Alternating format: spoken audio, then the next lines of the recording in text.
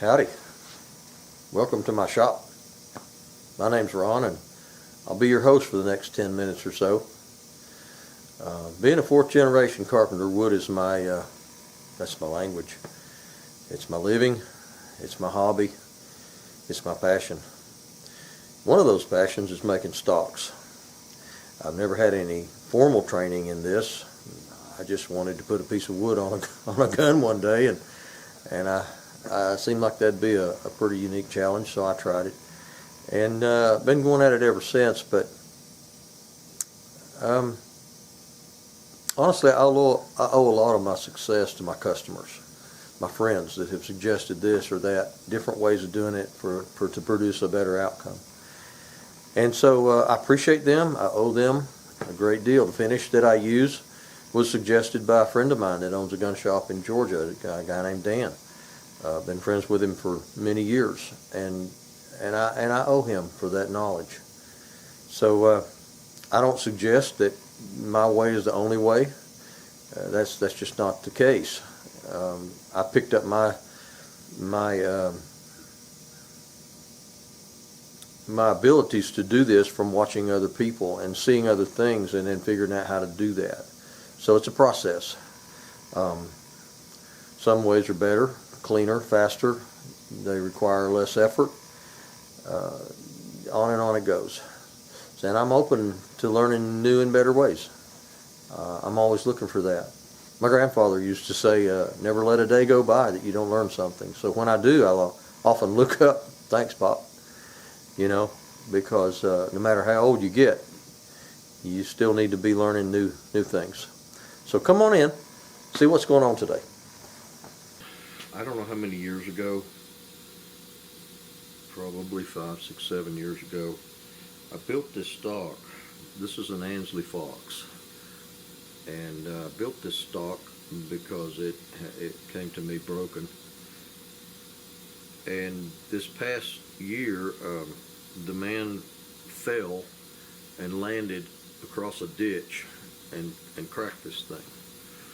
And so it's got a fairly major crack across it through the checking,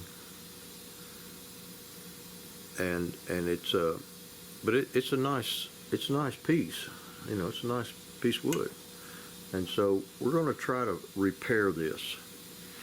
I'm pretty confident I can repair it, and of course I'll have to recut the checking and clean that up, and I'll have to redo the finish work on it.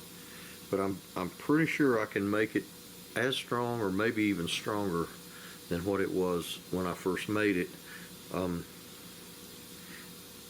probably going to put a metal rod inside down through it, and which is generally the fix. Sometimes I even do that to start with. On a heavy kicking gun, I'll put metal in there before even as I'm building it, not to just to reinforce it because it needs it. I obviously didn't do that with this one. I didn't think a 20 gauge would need it, but you can just put so much pressure on a piece of wood, if you're in a free fall across a ditch, that's more than it could probably take. So anyway, I'm gonna get to work on this thing and see if I can put this man's fox back in the field. He is a pheasant hunter in Kansas. Good man. So let's get started. So the first thing I got to do is disassemble everything as carefully as possible.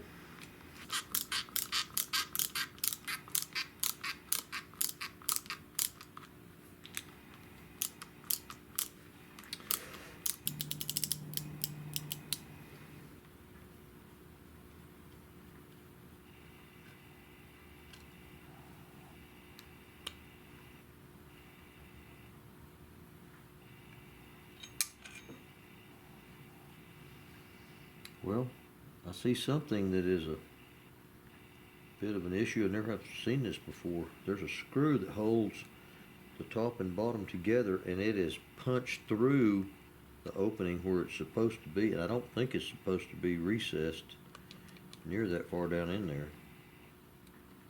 It has literally blown that screw through Wow, I have never ever seen that. But it's blown right through that seat. Question is, can I get this top and bottom apart? That's the brake I'm dealing with right there. Only thing that's holding it together was the trigger guard was here and here, and it had like a splint. That actually makes it a little bit easier to deal with as long as it's a complete clean brake, because now I don't have to try to spread it apart to get glue in there. I can put glue all over these surfaces, get it to stick in there. What I don't want to do is lose these little splinters. Like where that check-in is right there, there's a splinter. And I do not want to lose a single fiber on the exterior. Now on the interior, if you get a little splinter on the inside, like this right here, I can see right there is a single little splinter on the inside, a little loose thing. And what that'll do is when I go to put it back together, that'll be in my way. So what I'm gonna do is get rid of it, because there's no way I can make sure that thing goes back into its little footprint that it came out of. If you got loose ones on the inside, if you're trying to repair a brake, and this is a long brake, see, it's really a slanted brake. It's not like just a straight cut off brake. It's got a long slanted. So that allows me to have a lot more bearing surface on these things. So I've got to clean out all the inside little splinters, and absolutely don't lose any of the outside little splinters, because they're visible. They fill up they occupy space on the outside of this gun. I've got a little break right here, a little fracture that you can actually see the light, how it catches the light. You can see that little fracture. I've got to deal with that too. I've got to spread that apart. Once I figure out which direction it needs to come apart, spread that apart, get glue inside that fracture. This is like surgery. I just recently had a spot of cancer removed from my bladder from inside, and they have to get all the little pieces out. And they're using remote control stuff and robotics and all that. And to me, this is similar to that, except I can see what I'm doing. They have to use cameras, and I don't think I could use a camera that well. That one little splinter is the one I see on the exterior that's fragile. See that little splinter right there? See how it's kind of tipped up? It's just barely sitting there. I'll pull it apart and then put it back in there as I'm re-gluing this. And this is the other end of it. I don't see any loose splinters in here. Not that I can detect. I'd be better using a needle instead of a pencil to do this. If you see a splinter that's got a sharp edge but it's rounded over, braided over, you got to get that out, because that'll cause an obstruction. You won't be able to get it back together well. I said that screw head had blown through there. I think I was wrong on that. It just sits really, really deep. It's a very deep inset where that screw head goes into.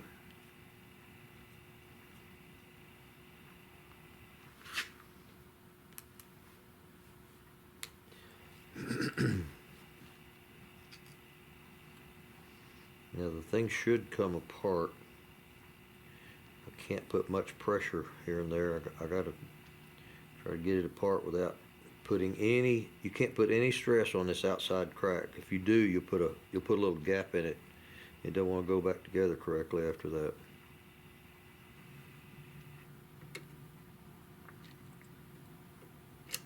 All right, I've got to get this trigger plate out of there without putting any pressure on any of these broken edges, these sharp edges.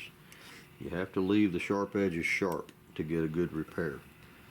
I've got the receiver held in a vise. I should be able to just pull up on this, whatever I can grab a hold of, and get it to dislodge. I'm actually going to tap it on the bottom.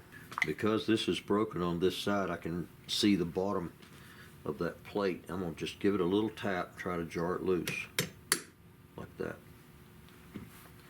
And then I got to pull this plate off.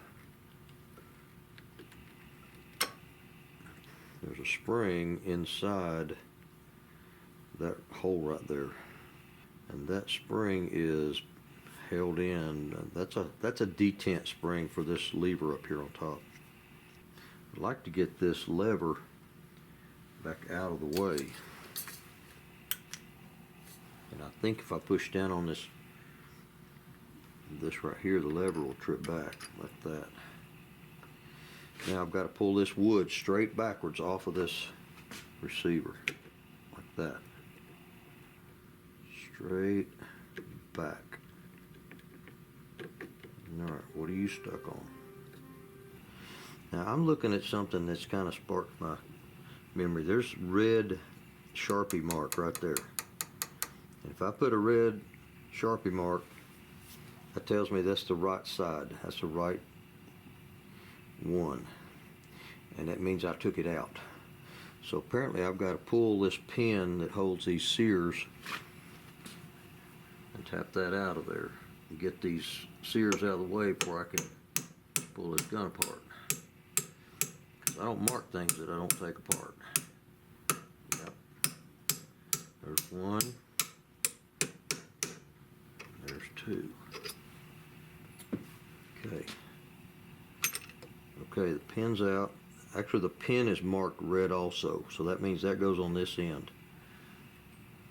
And I found a little pin down inside there, and I don't know what it goes to yet, but there's a little pin that's missing, or that's not missing. It fell out, and it was inside this mechanism. I got to figure out what that is. So I'll take my sears out. The stock ought to come off. I made this thing about 8 or 9 years ago, but I do have an uncanny memory for what I did. Okay, now that lets me pull that off. Oh, I see where that pin goes.